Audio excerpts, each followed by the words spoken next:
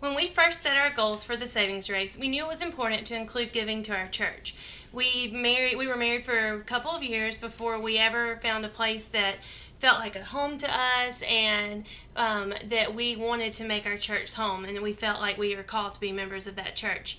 Back in April of this year, we visited the Baptist Church of the Covenant in downtown Birmingham and joined in June and became full members in July.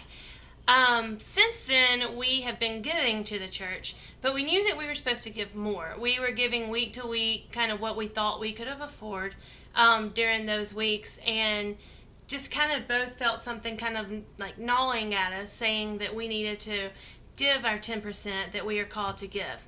Our last Financial Peace University meeting was focused on giving and tithing, and we kind of just laughed at each other because we had been hearing so much about it and talking so much about it.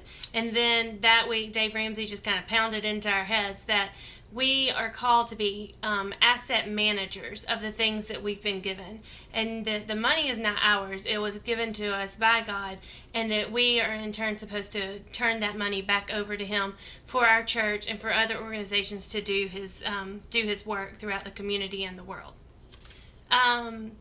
Do you want to talk about church? Oh yeah, and that's why tithing, when it on the list, it's stuff comes after tithing. That means tithing shouldn't be the last part you think about when you have money. So, like my wife said, we love this church. We're invested in this church 100%. So, as been invested not just spiritually, we want to be able to give our whole 10%. During that last meeting, there was a quote from Dave Ramsey that said, if you can't live on 90% of your income, chances are you can't live on 100%. And that is something that's kind of stuck with me, because 10% of our income, while we don't make a ton of money, 10% seemed like a whole lot of money. But then when we sat down and talked about it and thought about the things that we've been blessed with, that 10% is nothing compared to that. So we knew that we just had to do it and make a point to do it every week. It's funny that after that Dave Ramsey video that we watched with Financial Peace, we started the stewardship talks at our church about the 2015 budget and getting ready to do our 2014 pledges.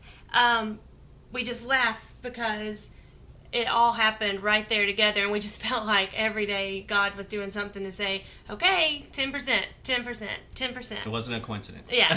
So we are doing this video now as because it is one of our goals, but also for accountability purposes.